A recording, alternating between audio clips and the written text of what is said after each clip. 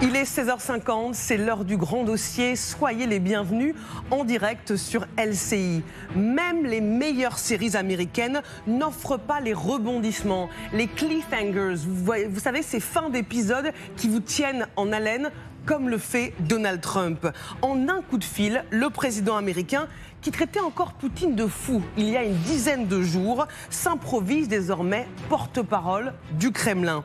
Le président américain annonce que la Russie va riposter aux opérations de sabotage menées par l'Ukraine, des attaques ukrainiennes qu'il a par ailleurs qualifiées de badass, autrement dit spectaculaire, sacrément gonflé. Mais à quoi joue Donald Trump qui vient de décider de ne plus livrer à l'Ukraine cette technologie anti-drone pourtant si précieuse sur le front? Les Américains ont également refusé d'apporter un soutien aérien aux forces de dissuasion que le Royaume-Uni et la France veulent déployer en Ukraine. Pendant ce temps, Poutine jubile, lui qui a développé de son côté un programme militaire impressionnant de fabrication de drones en masse pour en lancer jusqu'à 500 par nuit. C'est ce que nous verrons avec le général Yakovlev, cartes et drones à l'appui.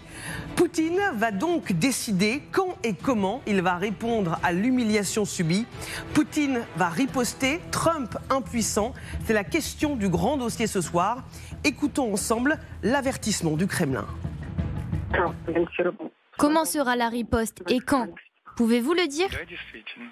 La riposte interviendra quand et comment nos militaires le jugeront opportun.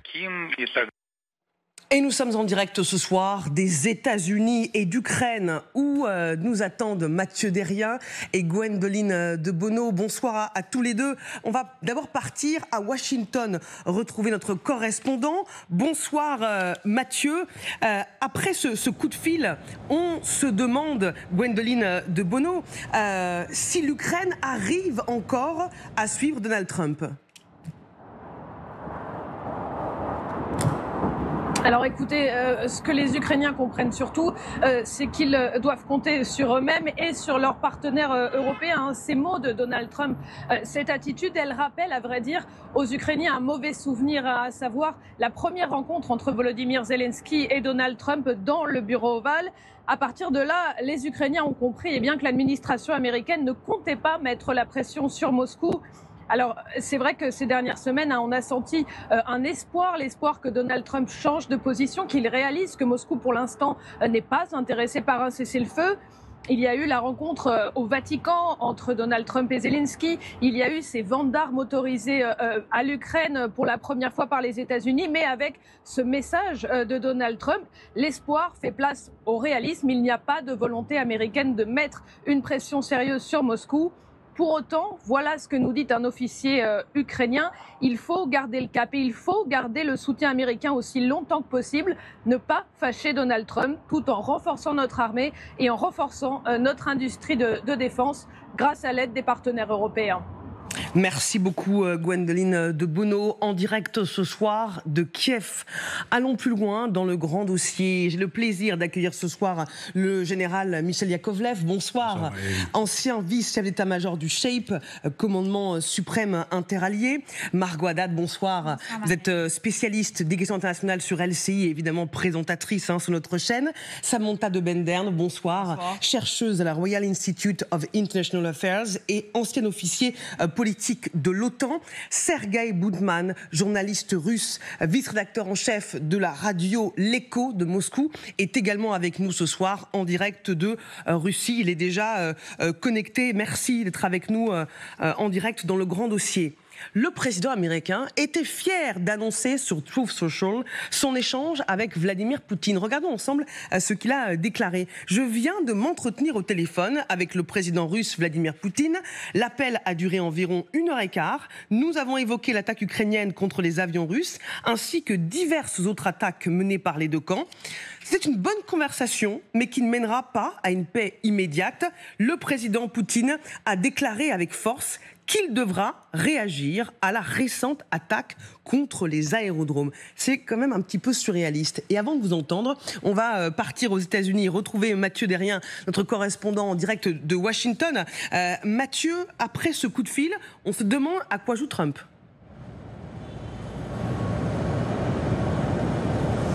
Eh bien oui, on a presque l'impression qu'il se fait un peu la caisse de résonance des projets militaires du Kremlin, puisqu'il s'est borné à répéter les propos de Vladimir Poutine dans son message sur Truth. Il ne porte même pas de jugement sur ce projet de riposte russe.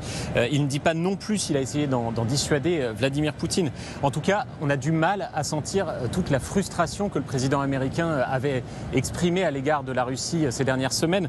Vous l'avez dit tout à l'heure, on est par exemple très loin de ce message qu'il a posté il y a à peine 10 jours où Donald Trump déclarait tout simplement que Vladimir Poutine était devenu complètement fou. Pas un mot non plus sur de nouvelles sanctions à l'égard de la Russie, alors même que dans le propre camp de Donald Trump, eh bien, de plus en plus d'élus considèrent qu'il n'est plus temps de discuter aussi cordialement avec Moscou, et eux aussi ont été pris de court par l'appel surprise d'hier et par cette obstination de Donald Trump à maintenir ce contact direct avec Vladimir Poutine. Merci beaucoup Mathieu Derrien, notre correspondant pour LCI et TF1 en direct de Washington ce soir. Général Yakovlev, Donald Trump est-il devenu le porte-parole de Poutine maintenant ? Comme je le dis depuis déjà assez longtemps, il est de fait un agent de Poutine. En réalité, c'est un agent de Poutine. Donc il peut servir de porte-parole. Trump est devenu le toutou de Poutine. L'Amérique est à la remorque de la Russie. Donc là, bon, il joue au porte-parole, ça le valorise. Voilà. On vous sent désabusé par l'attitude américaine ? Oui. Ah oui, enfin désabusé, non, parce que j'avais pas beaucoup d'espoir déjà. On connaissait le personnage il y a 4 ans, et puis surtout, on l'a vu monter en pression pendant les 4 ans d'intermède. Il agit comme un agent russe. Il est aux ordres. C'est un idiot utile au minimum. C'est quelqu'un qui rend service à Poutine. Mais c'est vrai que ces derniers temps, quand il avait commencé à dire que Poutine était fou, qu'il ne comprenait pas ces attaques meurtrières, on aurait pu penser qu'il aurait pu y avoir une prise de conscience de la part du président américain. Oui, pour avoir une prise de conscience, il faudra déjà qu'il ait une conscience. Ah, il est impitoyable, hein, oui. envers le président américain. C'est quand même un leader aussi dépourvu de vision morale des choses, c'est jamais arrivé. Enfin, bon, bref. Mais indépendamment du jugement moral, il y a une vraie constance, c'est qu'il est aux ordres de Poutine. Il fait ce que Poutine veut qu'il fasse. Voilà. Samantha de Bendern, pour rebondir sur ce que dit le général, est-ce qu'on a déjà vu un président américain qu'on pouvait balader, je reprends son expression, à ce point ? Écoutez, pas à ma connaissance, je ne suis pas spécialiste de l'histoire des États-Unis, donc je vais me référer à ce dont je me souviens depuis que j'ai un peu une conscience politique qui a commencé vers la fin des années 70, donc je ne dirais non. Et je dirais, à part peut-être les leaders du pacte de Varsovie pendant la guerre froide, je n'ai vu personne d'autre avec autant d'efficacité faire l'écho de la langue du Kremlin. Mais ce qui est inquiétant, c'est pas seulement Donald Trump. Et là, avec ce qu'a dit le général Yakovlev, c'est que oui, soit il n'a pas de conscience, soit il agit sous pression et ils se sont obligés de ménager pour Poutine. C'est soit l'un, soit l'autre, ou peut-être même un mélange des deux. Mais parce que regardez un petit peu son entourage, il y a pas très longtemps, il y a un article qui est sorti dans le Daily Telegraph, un quotidien britannique, qui explique qu'une personne au département d'État qui a été responsable de couper le budget de toute la lutte contre la désinformation russe, eh bien finalement, il est marié à une femme russe dont l'oncle est extrêmement proche de Poutine. C'est un exemple parmi d'autres de l'infiltration de personnes qui ont des liens avec le Kremlin dans les hautes sphères du gouvernement américain. Ensuite, on voit la personne qui est à la tête de toute la sécurité nationale, Tulsi Gabbard, qui pendant des années avait des propos pro-russes. Ensuite, regardez ce que fait Trump. Il met des droits de douane sur ses alliés, sur quasiment le monde entier. Et il demande au Sénat de retarder le vote sur un projet de loi sur des sanctions sur la Russie. Si vous voulez, sans parler dans le complotisme, sans rappeler le fait quand même énorme que des mafieux russes avaient tout un étage de la Trump Tower dans les années 80 et 90, avec tous les liens entre la mafia russe et le KGB dont Vladimir Poutine faisait partie, on va mettre ça de côté. On va juste rester sur les faits de ces 6 derniers mois, de ces 4 derniers mois. Les personnes qui rentrent soit à la Maison-Blanche, soit dans la tête d'administration américaine, et les gestes de Donald Trump, Ce sont les actes de quelqu'un qui veut ménager la Russie, qui veut faire de la Russie une victime d'une agression ukrainienne, qui ne veut pas punir la Russie et qui punit la victime. Ça, ce sont les faits. Que vous soyez pro-russe ou anti-russe, regardez ce qui s'est passé. Après, on peut parler du reste. On poursuit ce débat en partant à Moscou, retrouver Sergueï Boutman qui nous écoute. Sergueï Boutman, on va le retrouver dans quelques instants. Je voudrais qu'on regarde ensemble ce qu'a dit Volodymyr Zelensky, le président ukrainien. Lorsque Poutine ne ressent ni force ni pression, mais plutôt de la faiblesse, il commet toujours de nouveaux crimes. À chaque nouvelle frappe, à chaque retard diplomatique, la Russie fait un doigt d'honneur au monde entier, à tous ceux qui hésitent encore à accroître la pression sur elle. Voilà ce que dit le président de l'Ukraine hier soir, après le coup de fil entre Donald Trump et Vladimir Poutine.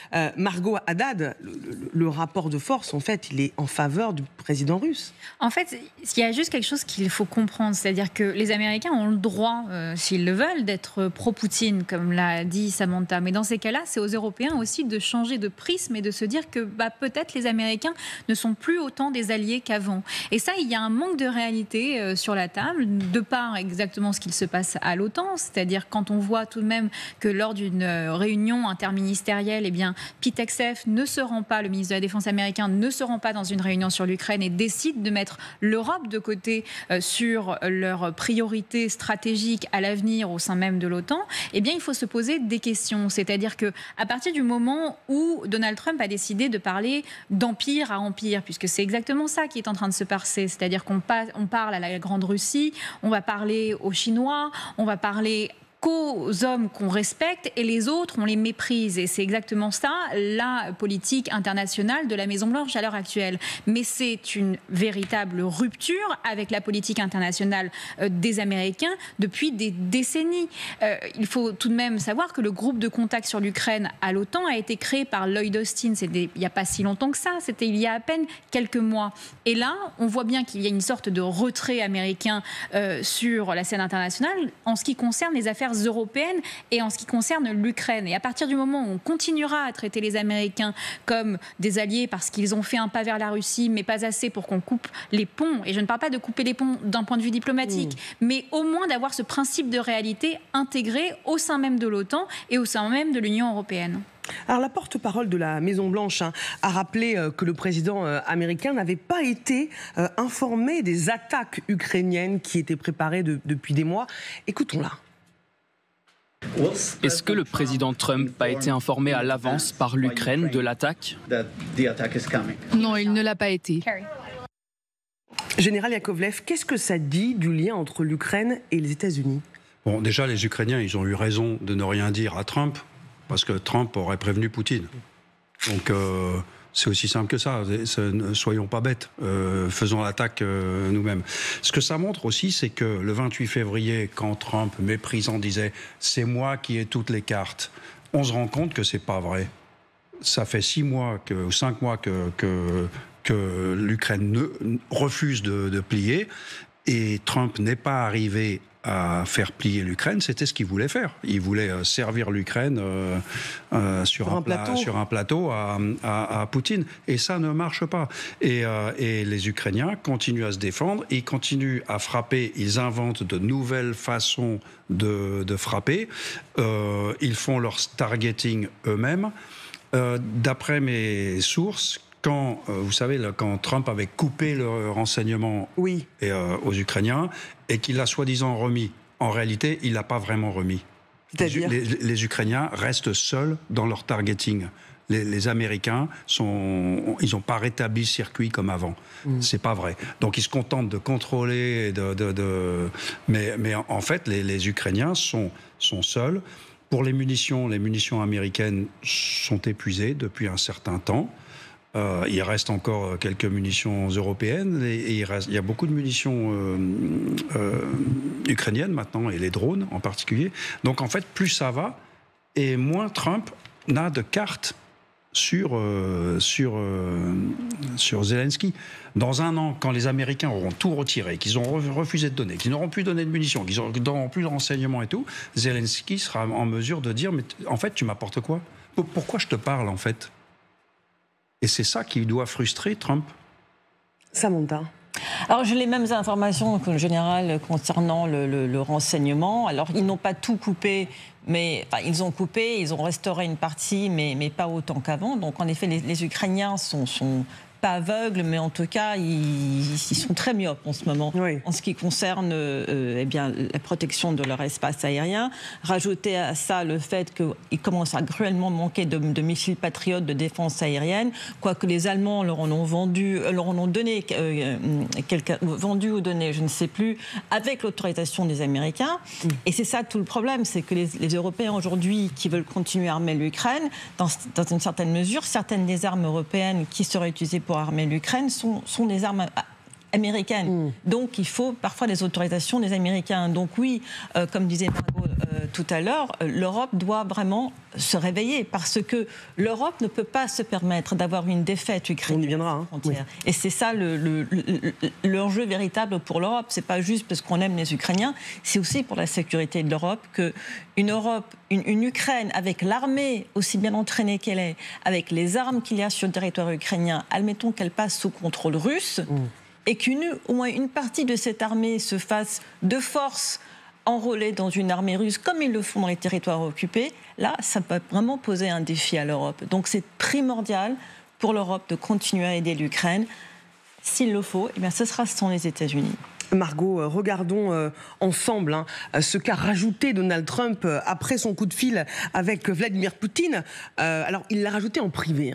Trump s'est émerveillé de l'opération. Ce sont des propos rapportés par le média Axios.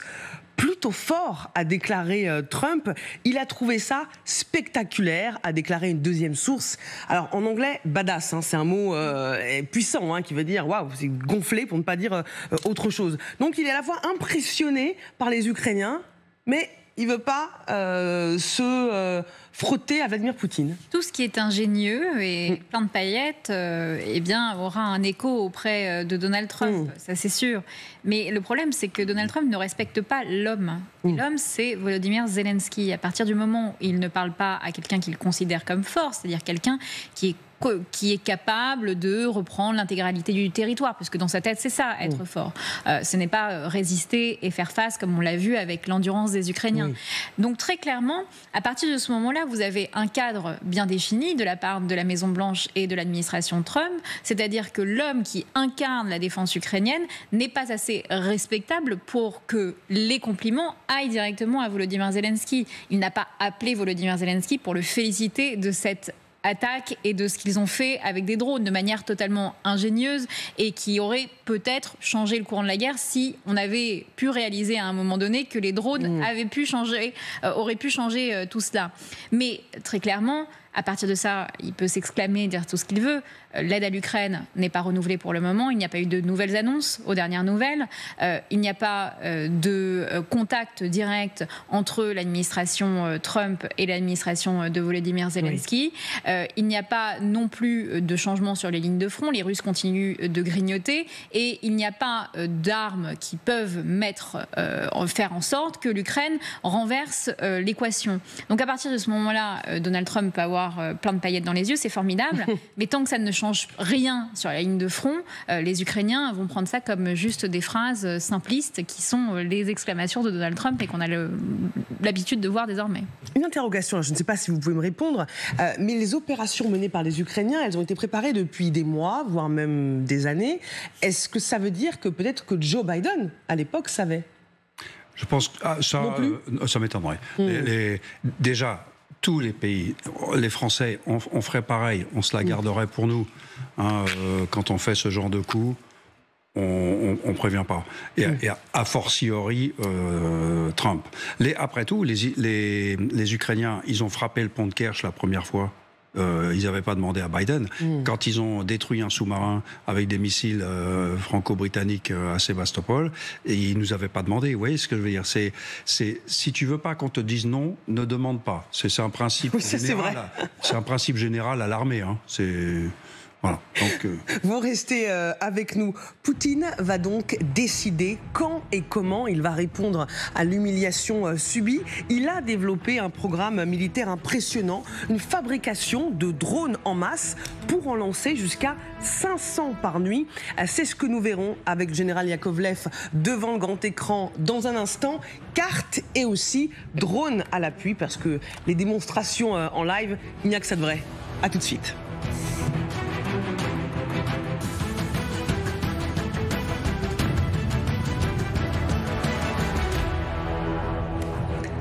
Vous êtes bien devant le grand dossier intitulé ce soir « Poutine va riposter, Trump impuissant ». Poutine va donc décider quand et comment il va répondre à l'humiliation subie. Sans craindre d'être freiné par Donald Trump, il a développé un programme militaire impressionnant, une fabrication de drones en masse pour en lancer jusqu'à 500 par nuit. C'est ce que nous verrons carte à l'appui avec le général Yakovlev et évidemment avec drone à l'appui. Évidemment, je mettrai la batterie dans quelques instants. Vous restez avec nous en direct dans le grand dossier. Mais d'abord, les principaux titres de l'actualité à 17h19. À la une, les suites de ce meurtre raciste qui a défrayé la chronique. Christophe B, suspecté d'avoir tué Hichem Miraoui samedi dans le Var, a été présenté à un juge antiterroriste. Il a reconnu les faits en garde à vue, mais contesté toute motivation raciste et toute intention terroriste. C'est ce qu'a indiqué le parquet antiterroriste. Ah, c'est le drone qui fait un bruit. Ou c'est la télécommande, je sais pas. Alors je vais éteindre. Pardonnez-moi, donc c'est un petit coup. Trump, voilà. Je sais bien qu'il ne fallait pas que je les allume. Merci. À la une toujours, les corps de 2 otages israélo-américains, Judy et Gad Haggai, ont été ramenés aujourd'hui en Israël à la suite d'une opération de l'armée dans la bande de Gaza. Ce couple de septuagénaires avait été enlevé le 7 octobre 2023 dans le kibboutz de Nir Oz où ils vivaient avec leur famille. Selon les autorités israéliennes, 55 otages sont toujours retenus dans la bande de Gaza, dont au moins 32 sont morts. Donald Trump a décidé d'interdire aux ressortissants de 12 pays d'entrer aux États-Unis afin de protéger, je cite, le pays de terroristes étrangers. L'interdiction effective le 9 juin s'applique à l'Afghanistan, la Birmanie, le Tchad ou encore Haïti. Des restrictions vont également s'appliquer à d'autres pays comme le Venezuela et Cuba. Voilà pour l'essentiel de l'actualité à 17h20 en direct sur LCI. Vous êtes bien devant le grand dossier consacré ce soir à cette question. Poutine va riposter, Trump impuissant, avec Samantha de Bendern qui est avec nous, avec le général Yakovlev et évidemment Margot Haddad et Marc Chassilian qui va nous rejoindre, ingénieur, éminent expert en système d'armes. Je vous le disais, Poutine va décider quand et comment il va répondre à l'humiliation subie sans craindre d'être freiné par Donald Trump. Écoutons-le.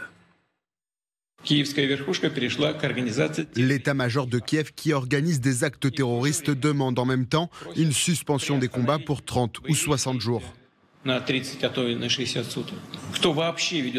Qui négocie avec des terroristes, avec ceux qui parient sur la terreur? Pourquoi les récompenser en leur offrant un répit dans les hostilités? Car il sera mis à profit pour injecter des armes occidentales dans l'armée, pour poursuivre la mobilisation forcée et pour préparer d'autres attaques terroristes. Allons plus loin avec le général Yakovlev devant le grand écran. Poutine, je vous le disais, a développé un programme militaire impressionnant. Il faut dire qu'il a transformé l'économie russe en économie de guerre avec une fabrication de drones en masse pour en lancer jusqu'à 500 par nuit. Alors regardez ce qu'il pouvait produire il y a un an, donc en juin 2024. Il était capable, l'armée russe était capable de produire 21 drones par jour, 630 drones par mois.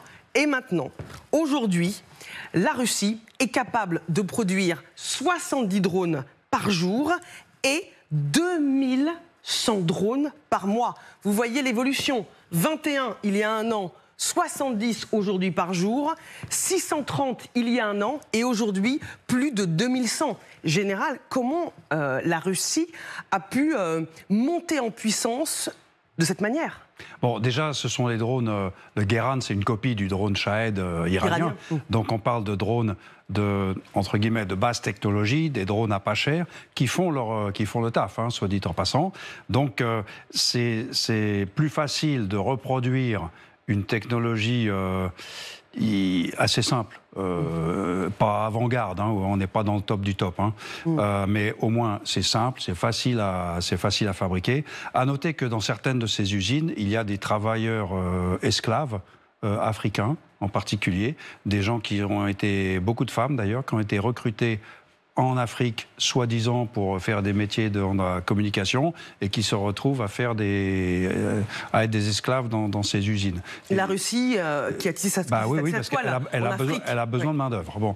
Mais donc cette technologie, elle est simple, elle est efficace, elle est rustique. C'est une tendance générale déjà de la fabrication soviétique et actuelle, par rapport à nous, les Occidentaux, où on est très souvent dans ce qu'on appelle la surspécification. C'est trop beau, c'est trop classe, et ça coûte très cher, et donc voilà. Regardons ensemble maintenant les zones de lancement, hein, à partir donc desquelles la Russie est capable de frapper. Vous en avez une à Koursk, donc près de la frontière avec l'Ukraine. Vous en avez deux en Crimée, donc territoire annexé par la Russie depuis 2014, et vous en avez deux bases qui bordent cette région, donc près de la mer Azov. Et donc, grâce à toutes ces bases, la Russie est capable d'en lancer 450 chaque nuit. Et maintenant, que se passe-t-il ? La Russie a décidé de rajouter dans cette même région, comme la carte est quand même petite, on ne vous a pas mis les sites, mais c'est dans cette région donc, qui borde la mer Azov que la Russie a rajouté 3 autres bases de lancement pour pouvoir désormais lancer 500 drones chaque nuit. Quel impact ça a sur le terrain, sur le conflit général? Alors, ça a de l'impact, mais pas sur le terrain. Le Shahed ou le Guéran, hein, la version russe, c'est environ 50 kilos d'explosifs, donc c'est beaucoup dans un bâtiment.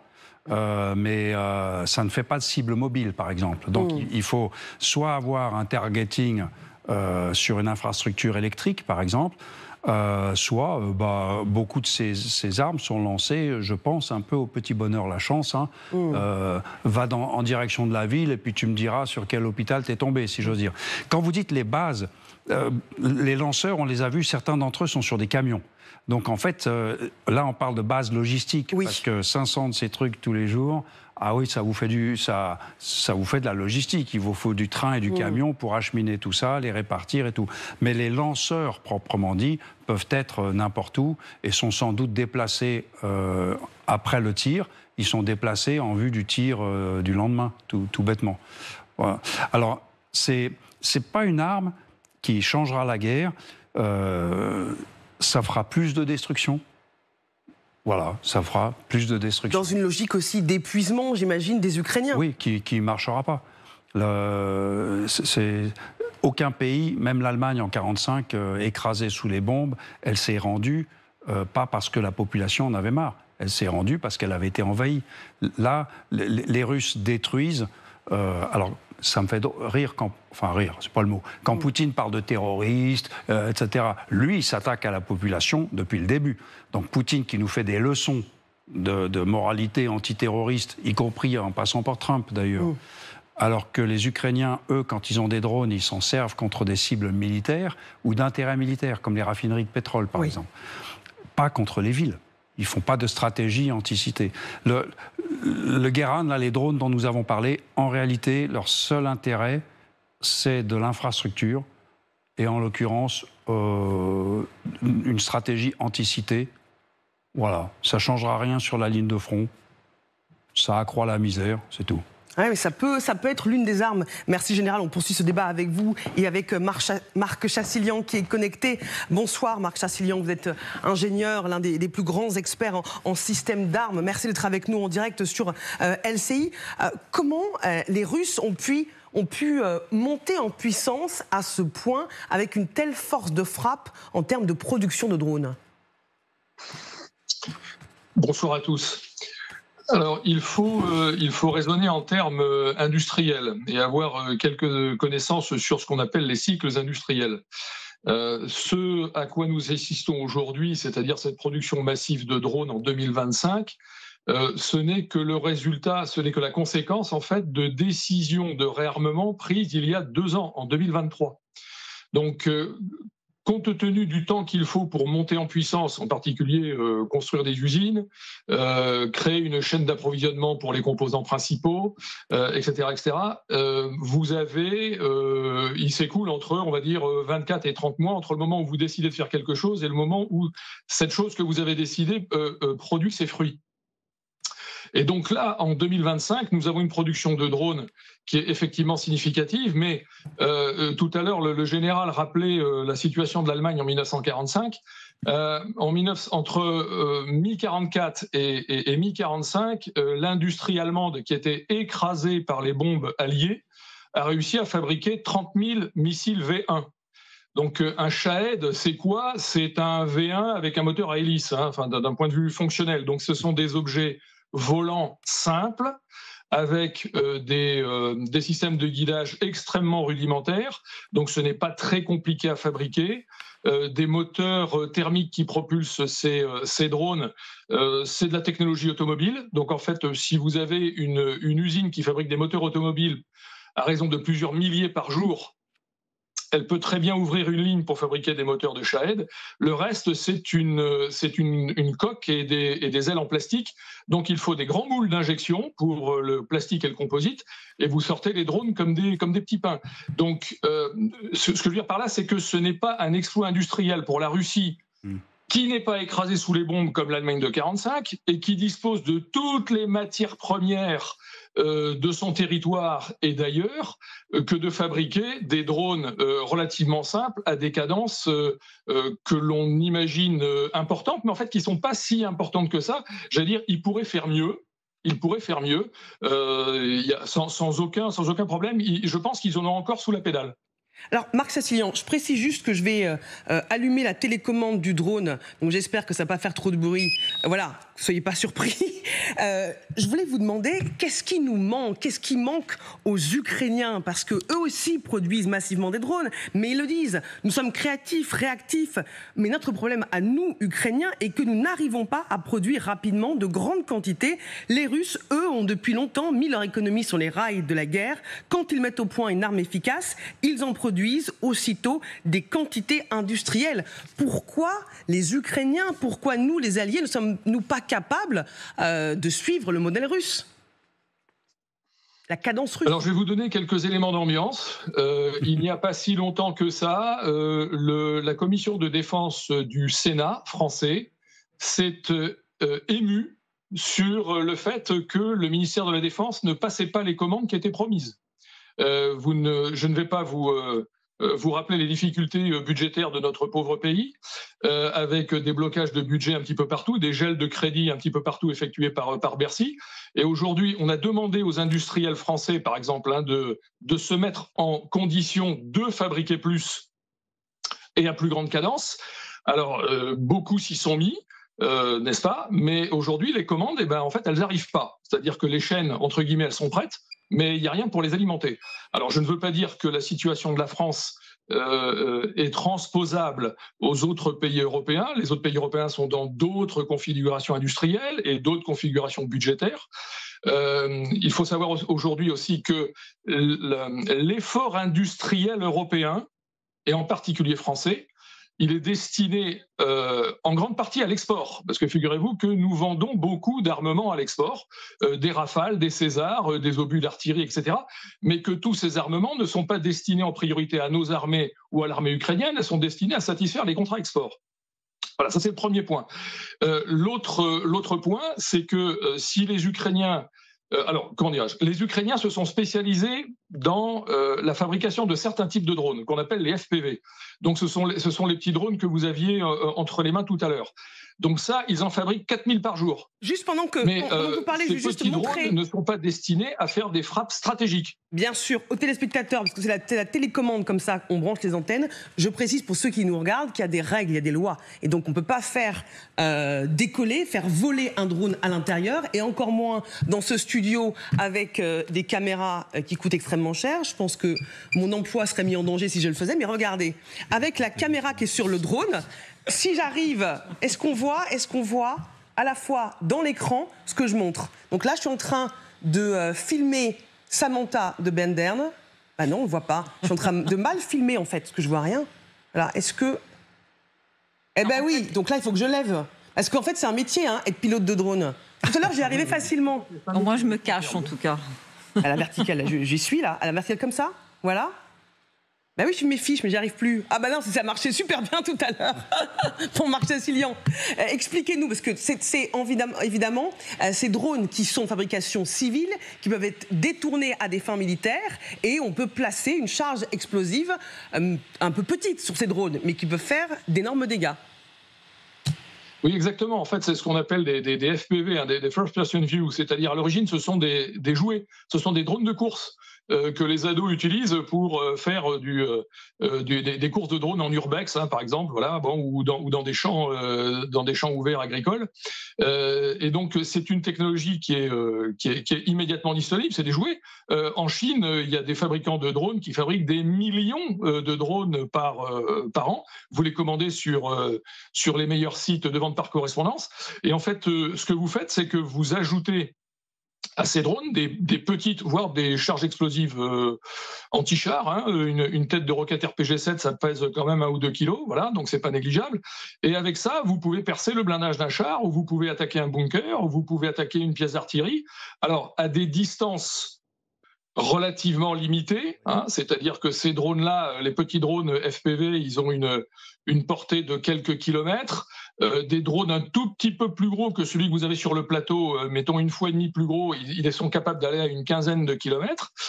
Ils sont radiocommandés ou ils sont philo-commandés, c'est-à-dire qu'ils ont une fibre optique accroché aux fesses qu'il déroule, et ce qui permet de guider le drone jusqu'à la cible sans être brouillé. Mais encore une fois, c'est pas les Shahed. Les Shahed, c'est une autre catégorie. Les Shahed, ça fait plusieurs mètres de long, ça fait des centaines de kilos quand c'est en vol, ça transporte entre 50 et 90 kilos d'explosifs. Donc on n'est pas du tout sur les mêmes objets.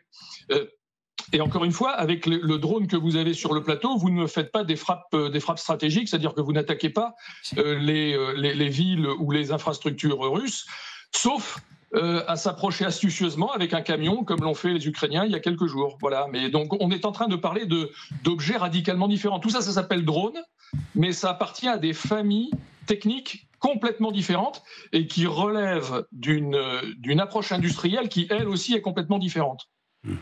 Vous confirmez, Général Yakovlev, que ce qui explique pour l'instant cette asymétrie entre les Ukrainiens et les Russes? Alors, il y a beaucoup de symétrie entre les Ukrainiens et les Russes, au sens où les Ukrainiens sont les premiers à s'être lancés dans ce qu'on appelle la dronisation maintenant. Et puis, il y a une symétrie parce que les Russes les copient. Et à l'inverse, le Shahed, là, le drone à pas cher, produit, pris sur les stocks iraniens, puis maintenant produit en Russie, les Ukrainiens ont développé leur propre version, et je dis leur propre au pluriel, qui leur permettent de faire des frappes, je crois, à plus de 100 ou 200 km maintenant. Donc, mais M. Chassilian connaît beaucoup mieux que ça, et en particulier les implications industrielles. Malgré tout, il y a symétrie entre les deux camps, se font la guerre de drones, et les Ukrainiens sont plutôt plus avancés que les Russes, parce que tout simplement, c'est une démocratie plus inventive. Et les meilleurs vont dans les drones. En Russie, les meilleurs, ils taillent. Vous restez évidemment avec nous, Marc Chassilian, car c'est dans ce contexte, Jade, bonsoir, vous nous avez rejoint, que Donald Trump vient de décider de ne plus livrer à l'Ukraine une technologie anti-drone, pourtant très précieuse sur le front. Oui, vous allez voir, on parle de cette technologie que vous allez voir à l'antenne. Ce sont des fusées en fait spécialisées, utilisées par l'Ukraine pour abattre des drones russes. Eh bien, le Pentagone aurait discrètement informé le Congrès que ce système de défense serait désormais alloué aux unités de l'armée américaine qui sont situées au Moyen-Orient. C'est le Wall Street Journal qui a pu avoir accès à cette note ultra confidentielle qui donne l'information.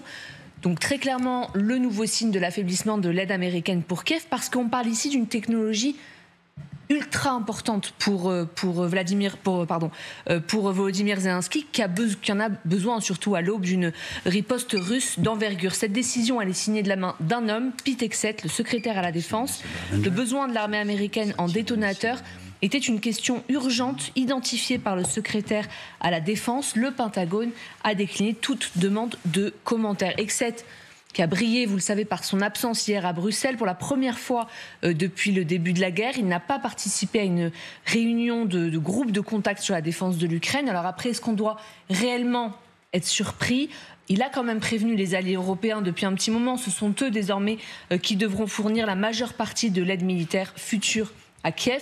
La région n'est donc clairement plus une priorité pour le Pentagone. Il y a une raison qui est invoquée. Elle est simple, protéger le personnel américain au Moyen-Orient contre les attaques de drones, notamment celles évidemment en provenance du Yémen. Le Pentagone n'a donné aucune explication supplémentaire. Il faut savoir que cette technologie, à la base, elle a été commandée par l'administration Biden pour l'Ukraine. Et puis cette décision, elle illustre, au-delà du désengagement américain, elle illustre une chose, la pénurie d'armes de défense pour les États-Unis, qui pourrait d'ailleurs très bien décider dans les prochains mois, de détourner d'autres livraisons qui étaient initialement prévues pour l'Ukraine. Merci beaucoup, Jade. Margot, pour l'impact politique, je me tourne vers vous. Trump est en train de désarmer l'Ukraine.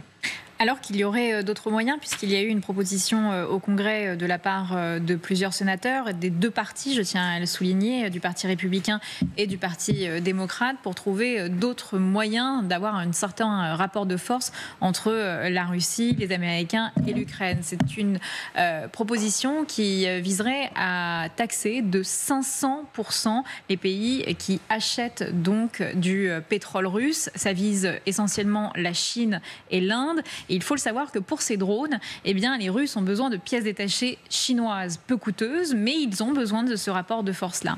Et donc les Américains ont compté à un moment sur le fait que potentiellement, eh bien, la Chine, dans ses visées expansionnistes, eh bien, pourrait penser d'une certaine manière que la Chine pourrait se dire, bon, c'est bon, on est arrivé à un certain point de cette guerre-là, il faut maintenant calmer un peu le jeu, mais il s'avère que la Chine ne prend pas ça en compte et que cette proposition mise sur la table et cette réponse des Américains ne voit pas le jour parce que Donald Trump et Pete Hegseth ont décidé très clairement de limiter l'Ukraine. Et ça va aussi avec ce total désintérêt des Américains pour l'Europe qu'on voit de plus en plus sur la scène internationale et qui montre que d'une certaine manière, les États-Unis sont déjà partis sur l'Indo-Pacifique et ont complètement abandonné l'Ukraine. Samantha. Non, mais le problème qu'on a ici, c'est que non seulement un des intérêts des États-Unis pour l'Europe, mais on sent un véritable mépris des États-Unis vis-à-vis de l'Europe. On l'a senti dans ce que disait J.D. Vance quand il est arrivé à Munich. On le sent quand on voit Pete Hegseth parler aux Européens à l'OTAN, rien que voir dans son discours hier avec le secrétaire général de l'OTAN, Rutte, la façon dont il parlait, il disait oui, nous sommes des alliés, nous sommes ensemble, mais ce sera maintenant à vous de vraiment prendre la relève. Mais on sent dans sa voix, dans son langage, un mépris pour les Européens. Et donc, quand on voit ça d'un côté, en plus, oui, il veut que les Européens prennent le dessus pour armer Kiev et pour s'armer eux-mêmes, mais avec quoi ? Avec des armes américaines. On peut très bien... ils veulent que nous arrêtions. Donc, ils ne veulent plus former d'armes, ils veulent que nous achetions des armes américaines et en même temps, ils nous pénalisent avec les droits de douane. Donc, c'est une situation extrêmement compliquée. Il y a certains analystes à Bruxelles qui parlent de la triple... le triple coup. C'est qu'à la fois, Poutine de plus en plus hostile, les États-Unis désinvestis, mais qui eux aussi deviennent hostiles vis-à-vis de l'Europe. Donc il va vraiment falloir que l'Europe se réveille et aussi fasse passer un message aux contribuables qui vont devoir payer évidemment, pour ce réarmement européen, parce que notre allié est vraiment en train de nous lâcher.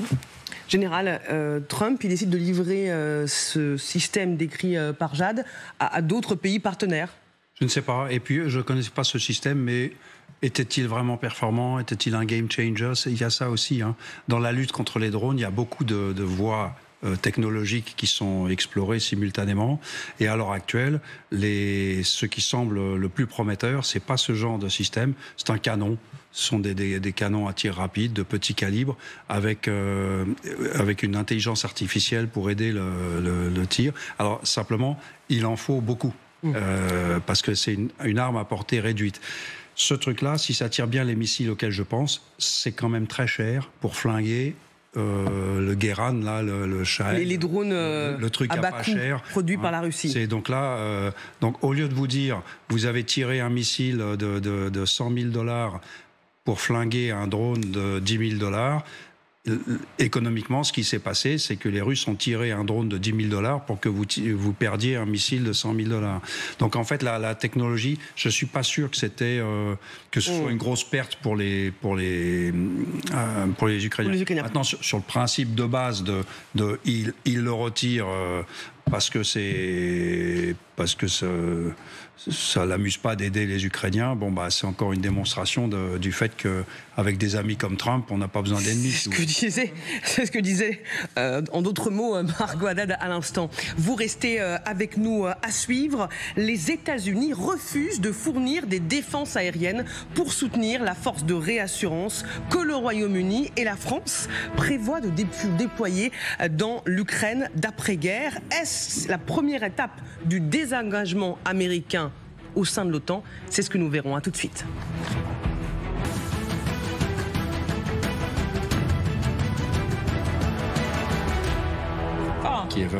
Vous êtes bien devant le grand dossier intitulé ce soir « Poutine va riposter, Trump impuissant ». Avant de parler du désengagement américain, j'ai fait les réglages pendant la publicité pour vous montrer, alors je ne veux pas actionner avec la télécommande, mais comment ça marche, comment on peut déjà avoir une vision, le drone. Voilà, je filme le général Yakovlev et Samantha de Bendern. Je fais le tour avec mon drone et je vais filmer Margot Haddad. Évidemment, comme ça, j'ai identifié ma cible. Il faut qu'on aille la protéger tout de suite. Et évidemment, voilà, il faut que le général... J'ai besoin des forces de l'OTAN, là. Oui, tout de suite, évidemment. Voilà, c'était un petit clin d'œil pour vous montrer, évidemment.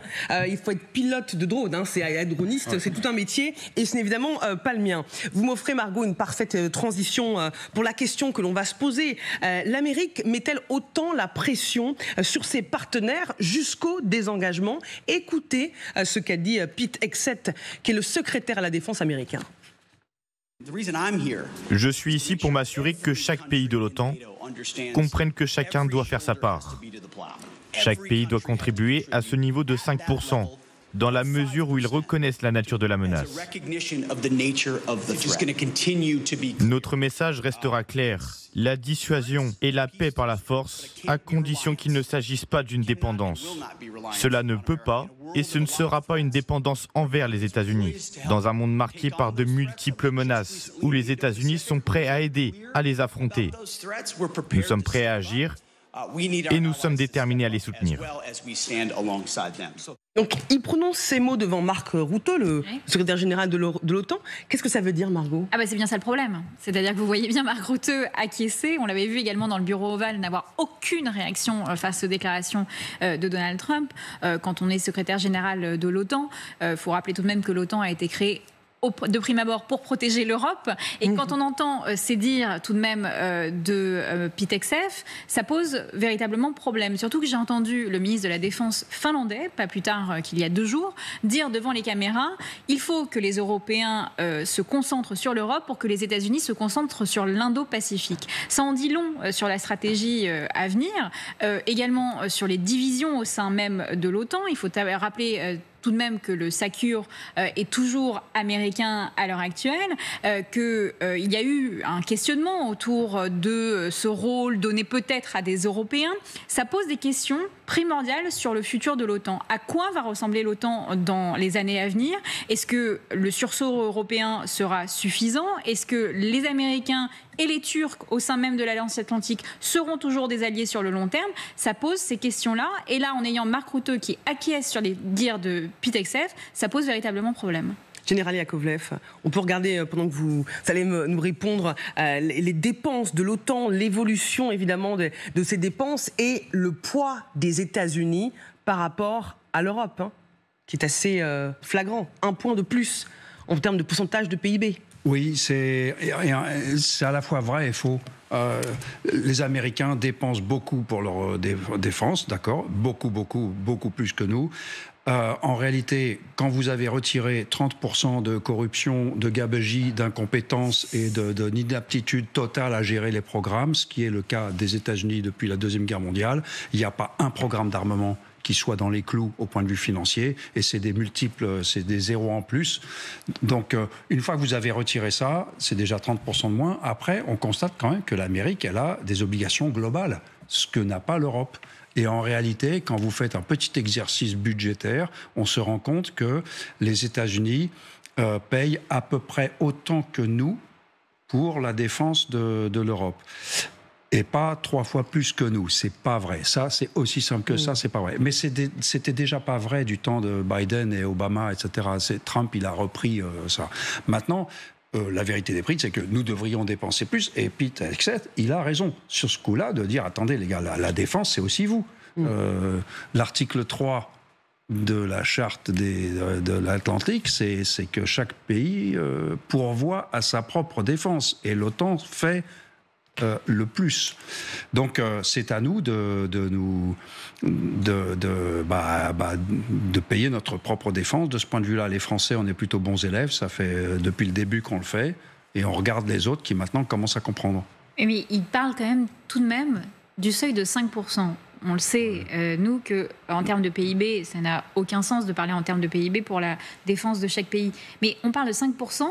Les Américains, en tous les cas, l'imposent, alors que seulement 22 pays membres sur 32 sont arrivés aux 2% à l'heure actuelle. Donc, très loin. Il y a déjà des étapes, en fait, avant d'imposer les 5% aux pays européens. Et pour le moment, il n'y a aucune réflexion, plutôt que de dire, bon, bah voilà, tel pays est mieux positionné pour défendre telle partie du monde ou autre. On pense en termes de PIB, ce qui n'a aucun sens. Qu'en pensez-vous, Samantha? Parole à l'ex-officier politique de l'OTAN. Alors, je pense qu'il y a une chose que Pete Hegseth devrait savoir et qu'on devrait lui rappeler, c'est qu'une seule fois dans son histoire, l'OTAN a invoqué l'article 5 de défense collective. Une seule fois, c'était à la suite des attaques du 11 septembre 2001. Et que pour venir en aide à notre allié, les autres pays de l'OTAN ont envoyé des hommes et des femmes en Afghanistan, dans une opération otanienne qui avait été la demande des États-Unis. Donc ça, il faudrait peut-être que Pete Hegseth se le rappelle. Les Ukrainiens ont même envoyé des hommes en Afghanistan pour aider les Américains dans leur fiasco afghan, parce que c'était aussi malheureusement un fiasco. Donc ça, c'est important de le souligner, et que tous ceux qui nous regardent et qui se disent « oui, les pauvres Américains qui dépensent pour rien », non. Ils ont aussi bénéficié de l'OTAN. Ça, c'est une première chose. Deuxième chose, en effet, ces 5% que Pete Hegseth se réclame. Aucun pays de l'OTAN aujourd'hui, à part les 3 pays baltes et la Pologne, et si je ne me trompe pas, la Finlande, n'ont pour objectif d'atteindre les 5% dans les 2-3 années à venir. Certains pays parlent d'atteindre 3,5% d'ici 2029-2030. Donc, on est bien loin des 5%. Après, dans ces 5%, ce qui est un chiffre qui est en train d'être lancé comme la nouvelle norme, il faut comprendre que ce n'est pas forcément 5% d'armement militaire dur. Dans ces 5%, on peut aussi inclure le renseignement, le cyber, tout ce qui ira pour les retraites, les pensions, les soins. 1,5%. Oui, 1,5%, mais si on ajoute 1,5 à 3,5, on pourrait imaginez que ces 5% pourraient être atteints d'ici la date butoir de tout le monde de 2030, sans que ce soit 5% sur de l'armement dur. Donc il y a il y a un peu de manœuvre possible. Après, il faut aussi voir cet argent pour faire quoi ? Pour acheter des armes américaines aujourd'hui, alors que, comme on vient de le voir précédemment dans le grand dossier, les États-Unis retirent des armes de l'Ukraine et aussi imposent des limites aux Européens sur ce qu'ils peuvent faire avec les armes qu'ils ont achetées aux Américains. Donc oui, très bien, augmentons nos budgets de défense et disons aux Américains, eh bien peut-être que nous allons augmenter notre budget, mais nous allons cesser d'acheter des armes chez vous. Ils ne seront peut-être pas très contents, mais on ne peut pas non plus avoir le beurre et l'argent du beurre, surtout quand ils veulent nous imposer des droits de douane qui vont affaiblir les économies européennes.